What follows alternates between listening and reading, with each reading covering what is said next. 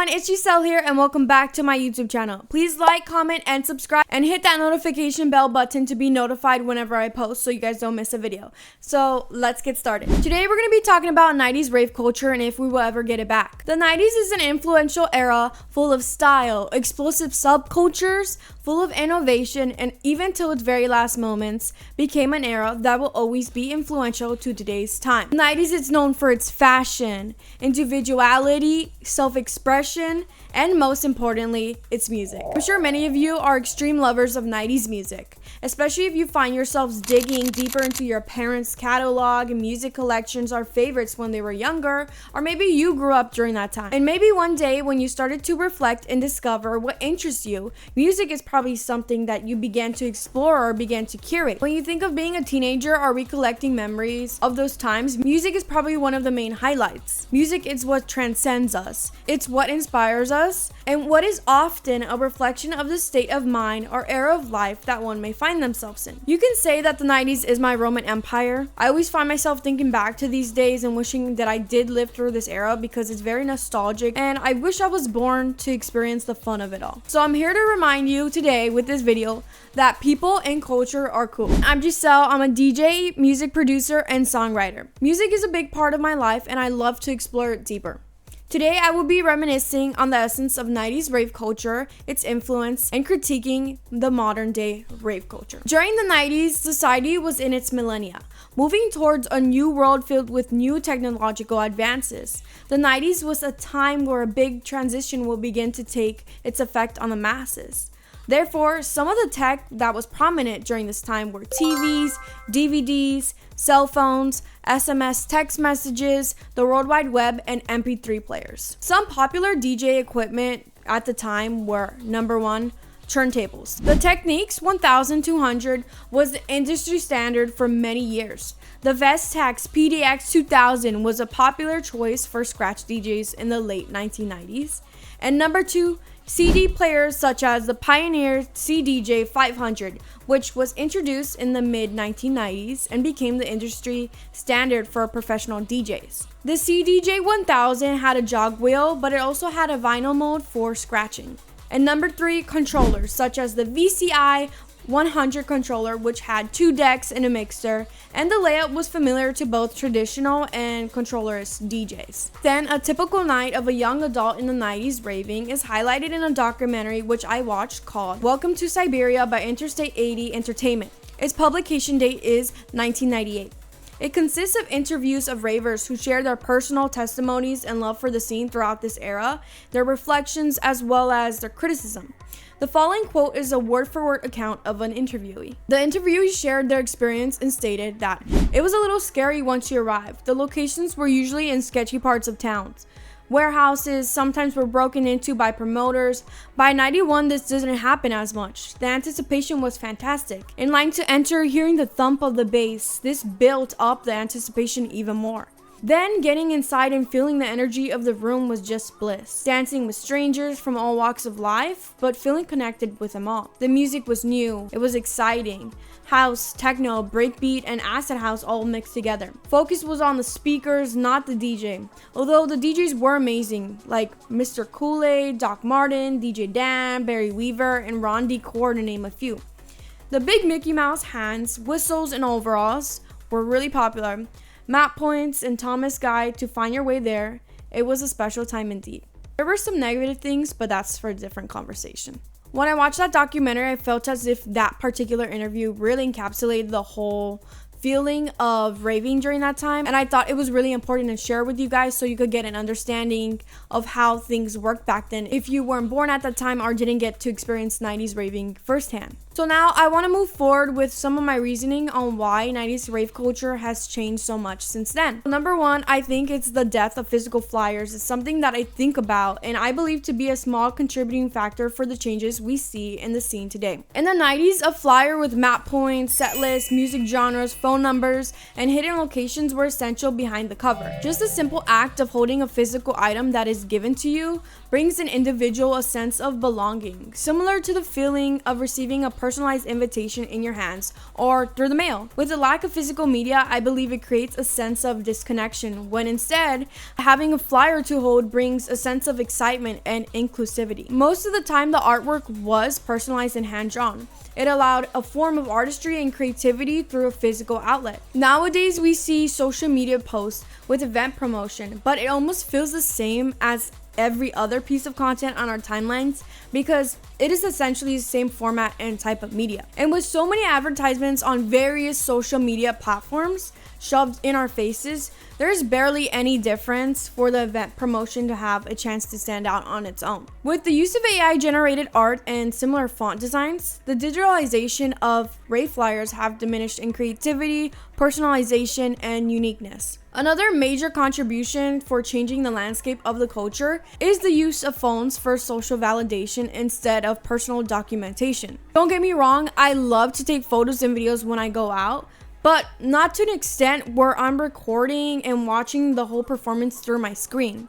And I find this to be a prominent case far more than often with crowds. In my personal experiences with event outings, there are too many people texting their friends distracted, constantly holding their phones up to record, and almost performing for their iPhone cameras, flicking their wrists with their friends for the video, to then see them stop recording and standing still, watching the video they literally just recorded. Look, if you want to take videos and record, you can, but just put your phone back in your pocket and keep bopping your head to the music once you put that phone back in your pocket. Just forget like it even exists. And I also believe that the reasoning behind these behaviors go hand in hand with counterculture being the essence of the 90s rave scene. While modern day, the mainstream commercialization of electronic dance music is now shaping the nature of these events. Therefore, due to the popularization of dance culture on platforms such as TikTok and Instagram Reels, people who don't necessarily like dance music or care for it are now buying tickets to these events simply for the social validation of attending, rather than seeking out to watch DJs that they love perform, or simply for the love of various electronic music genres. In the back of my mind, I do recall an experience of mine where I went to go watch one of my favorite DJs play, and I kid you not, literally one of the boys beside me, standing to the side of me here, he asked me who was playing, and I was like, are you serious? I obviously replied to him and gave him the answer that he was looking for, but I was just so shocked to see that someone ended up standing all around the whole night instead of dancing. They literally looked bored, and the least they could do is sway their hands around, but not even that. Look, I'm not trying to point fingers or restrict people from partaking in the EDM community because at the end of the day, this scene is all about inclusivity. However, the main problem that I find is that these types of people end up lowering the vibration and energy of the crowd. They take away the excitement and passion from other attendees who just want to dance and enjoy the music with those who share the same love as them. Another massive change that I see is the rise in recorded sets. Don't get me wrong, I love watching my favorite DJs full sets online even when they're performing in another country across the world from where I am. I think it's actually a great way to share and broadcast music, your artistry, and track selection as a DJ who wants to break through to an international audience. But at times, with events such as Boiler Room, filming causes people to perform in order to create either this viral main character moment or at the opposite end of the spectrum, inducing embarrassment due to the feeling of being watched, preventing individuals from really letting loose and dance like nobody is watching as cameras are filming them from various angles of the venue. Maybe a good way to change this is to make certain venues and clubs designated spaces that are known for strictly recorded events. That way people will know what to expect when they attend. And another point I want to make is that if there is a necessity to document your experience, I believe there should probably be a decrease in the need to record for oneself, especially if the whole performance will be professionally recorded either way. Regardless, another change I see in today's scene versus the 90s is that nowadays there's not enough people dancing. The death of dance crews, party crews, and the culture of street style has caused this occurrence. Back then in the 90s, these crews were youth-driven, focusing on music, fashion, and dancing. These people found a place to share their interests with small communities they created together.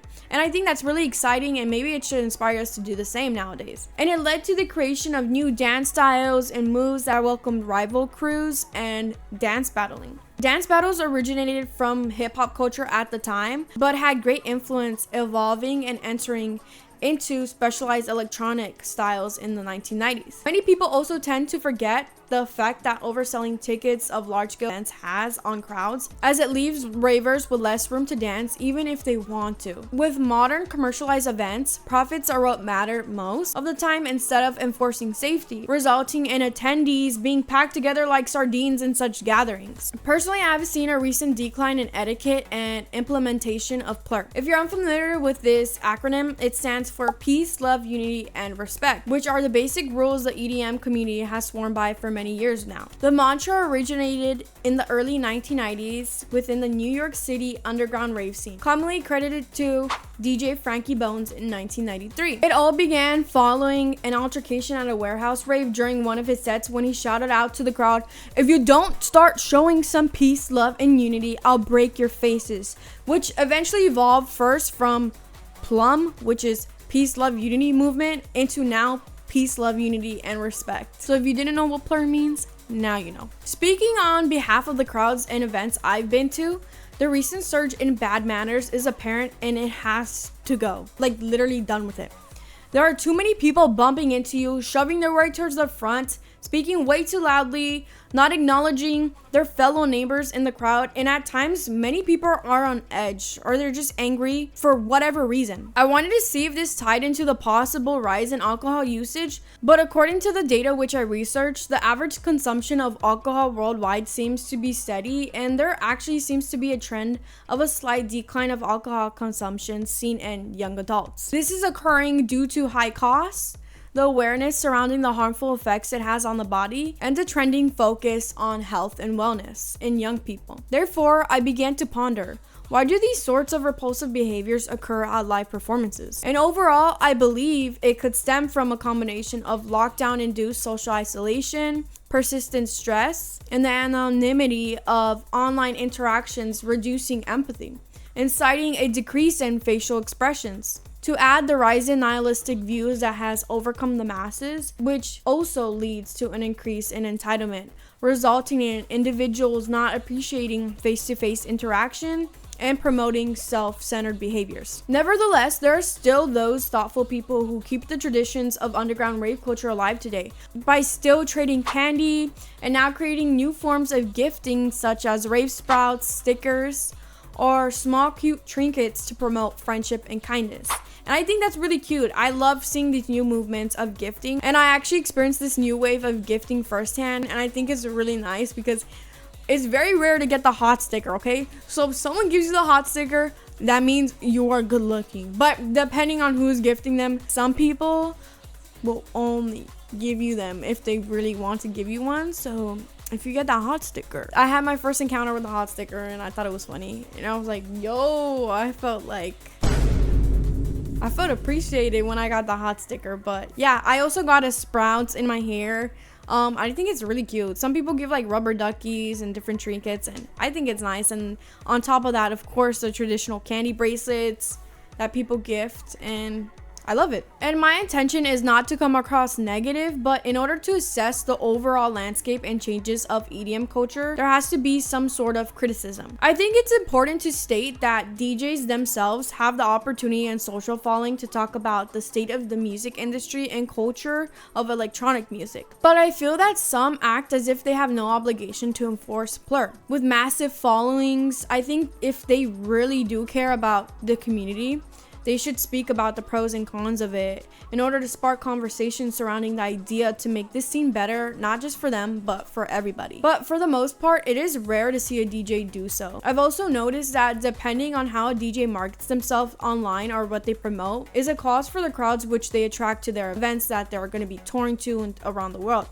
Therefore, I do believe at times the crowd's behavior can be a reflection of what message, lifestyle, and behaviors DJs themselves share online. So I think it's really important to also understand that if you're going to an event with a certain DJ that you're looking forward to watch, depending on how people communicate on their page online, don't expect any less of that in person, because those are the people that are supporting them and those are the people that are gonna be at those events. So in the 90s, there was more opportunity for local talent to spin at various gatherings versus now. More events are showcasing industry plants or DJs who have large followings on social media. If you guys don't know, most entertainment companies have contracts with popular talent agencies, and performers exclusive to these connections aren't considered at all. A lot of local DJs don't really have many clubs to be playing at because most of them are acquired by these big event companies and they acquire talent through these agencies. But the question is, do the number of followers reflect the satisfaction of the crowd? Are the numbers a reason behind someone's passion for the music that they play? Do the numbers reflect skill or great track selection? I'll let you guys decide for yourselves in the comments below. Let me know what you guys think, and please add to this conversation that I'm having here.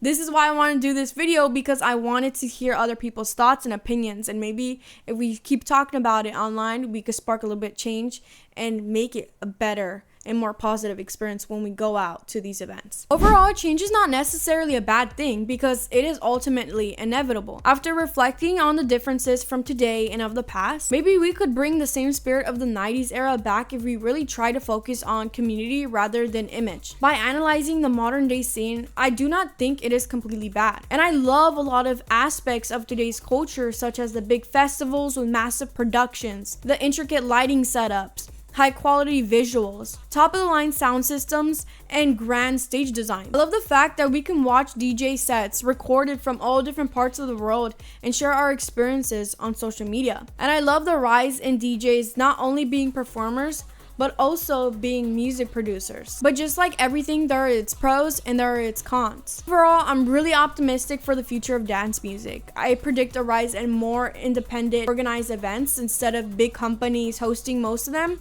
And because of this, small DJ crews will grow. Independent artists will rise due to the ability to reach large audiences on social media. And hopefully, as a result, DJs can bring their love for music back to small local gatherings where it all began, ultimately inspiring a new movement of creative expression. If you guys want to spark some conversations or talk about your own experiences at some recent events you guys been to, please leave them down in the comments below. I love to read people's experiences and what they think. I also want to hear your pros and your cons of what you think the scene is today. Thank you guys so much for the new subscribers that came over here for my Instagram videos, and I can't wait to see you guys in the next video. Don't forget to subscribe, like, and comment, and thank you guys so much for watching. I hope you guys have an amazing day. Bye guys.